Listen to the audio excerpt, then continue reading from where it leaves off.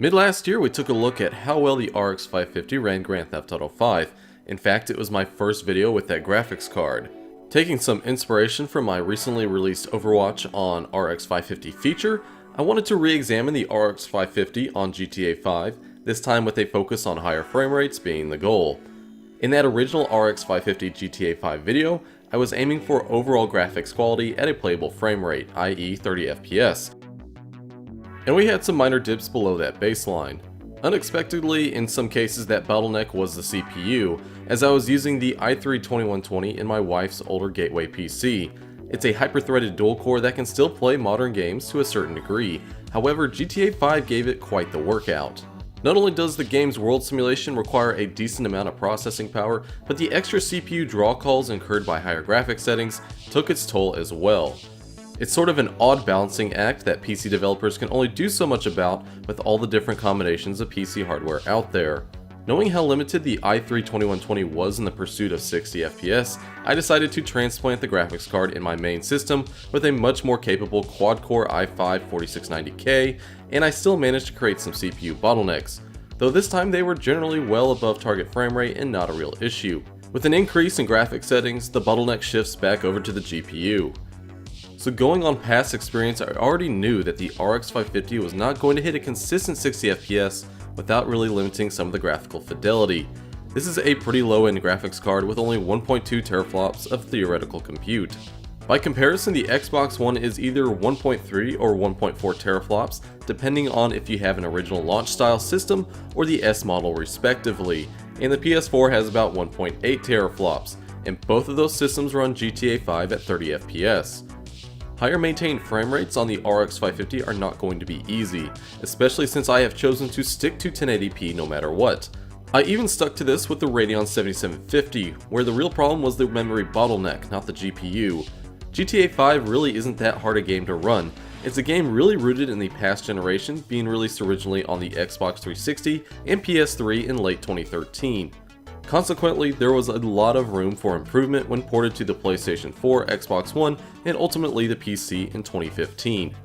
Despite dubious performance on the PC at launch, what you have today, 3 years later, runs quite well on even modest hardware. At the higher end of graphics options, the best hardware still gets a real workout. Along with 1080p, I have chosen to leave certain settings permanently enabled for their value.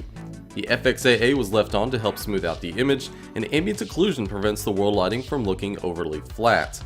Moreover, population density, population variety, and distance scaling play a huge part in rendering a convincing world and are options I never set below maximum. I don't want to see many of the same car or pedestrian, it's simply not realistic. This here is an example as to how hard the RX 550 struggles at GTA's upper visual spectrum. In honesty, the RX 550 performed better than I expected, but this is a far cry from a silky smooth gameplay experience. 60 frames per second means giving up on so many of the game's extraneous graphical features, but they are indeed extraneous when there are more significant things to devote render resources to. On the opposite side of the spectrum, with everything at the normal settings, the RX 550 absolutely flies, and now the 4690K becomes a consistent bottleneck. It's not a bad experience, however at normal settings there are some real eyesores, like the pixelated shadow maps and reflections. Solving that one initial problem requires higher res shadow maps and the soft shadow setting to clean up the edges. It looks a hell of a lot better, but it costs us some GPU rendering power, but performance generally stays around 70 FPS.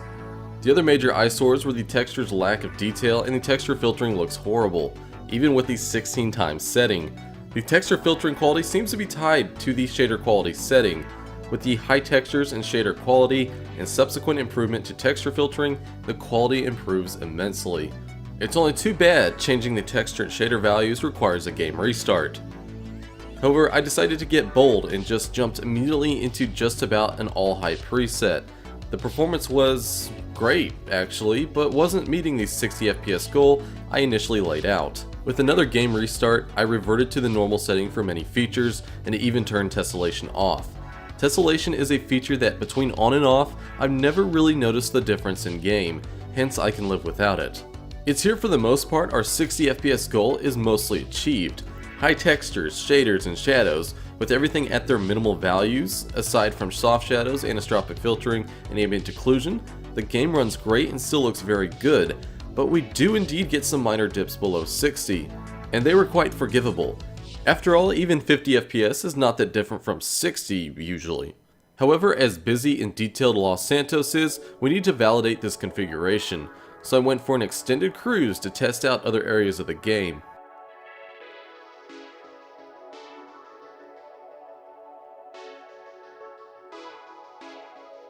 First, I would set out for a major body of water to see how the ocean simulation and wave action looked. The normal water setting is okay for a game on the Xbox 360 and PlayStation 3. Switching to the high setting made an incredible improvement, but we still had slight frame rate dips when near the pier and beach. These dips were still not enough to deter me and really detract from the experience. Generally, the world geometry is simplified when out on the water, and you have to explicitly force your viewpoint to geometry heavy areas to incur a real hit.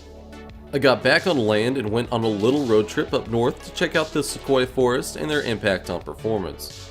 And boy did they make an impact, a huge one. What went from an always 50 plus FPS experience was now going down into the 40s, and it's in the 40s that you really start to feel a lack of smooth frame delivery. Whether it's problematic to you is your choice. In the end, since it's simply one area of the game, I think it's a forgivable offense for the RX 550. The vast majority of the world runs better at the same settings. I tried having the distance scaling, but framerate did not improve enough to warrant the loss of some distant details and more aggressive LOD management. Another visual problem of note was the reflection quality. While the normal setting really doesn't bother me for vehicles and puddles, small bodies of water like ponds had horrendous looking reflections. Since it was a global setting, ultimately I left it at normal. In fact, I think the puddles that appear during rainstorms in the game look more realistic without the glassy reflections, and of course it saves us on some graphics compute. Reflections on the aforementioned ponds and coastal areas can look pretty jumpy, but it didn't bother me all that much either. It wasn't worth the performance hit on the RX 550. Accurately simulating these features requires extra resources compared to the sunny middle of the day and early afternoon scenes at the start of this video. And a great example of the day and night cycle incurring its extra cost was during sunset, when color lighting was applied to provide orange and pinkish tones. The sun is lower in the sky, and of course that means long stretched out shadows over the cityscape that require larger shadow maps because of it. Rockstar has built in subtle methods to make these changes manageable, such as slight fog effects to hide otherwise visible geometry that helps to further emphasize a sunset's visual impact on the landscape. It looks stunning. As the game makes the slow switch to dusk and then night, the RX 550 continues to shine in performance. You can still see some pretty bad dips into the 40s as you leave Los Santos here on the highway, which I attribute to all the vehicle traffic. But for the most part, the frame rate is great. Upon returning to Los Santos, GTA 5 captures the look and feel of city at night better than any other game I can think of, and the performance goes back up to a nominal 60. This isn't even at the game's highest visual settings, nor on a very expensive video card. Remember, this is on the lowly Radeon RX 550 at 1080p with FXAA, and a good number of settings at their high value. Achieving a perfect 60 FPS is not easy, and in the end, I'm just unwilling to make the sacrifices necessary to prevent the short intermediate dips you've seen in this video. Many effects add too much visual splendor to the experience, and then you have the variable geometrical nature of the game world, the procedural weather, and of course the day and night cycles. A possible fix for some of the harder performance tips is to overclock the shit out of it. While its free performance is also a good way to prematurely kill your video card. After that one instance of playing the Final Fantasy 15 demo, I decided to just allow the RX 550 to ultimately take it easy and work as designed. Oh, and I need to mention that VSync was worth enabling in the game to deal with screen tears. There was little if no perceivable added control lag while using it, and it definitely helps with the screen tearing that was present when not using VSync. Now that the sun has set and night is upon us, the end of this video is upon us as well. If you enjoyed this video, make sure to hit that like button and of course subscribe so you can always catch my videos as they come down the pipe. My name is Blitzvogel, and I'll see you next time.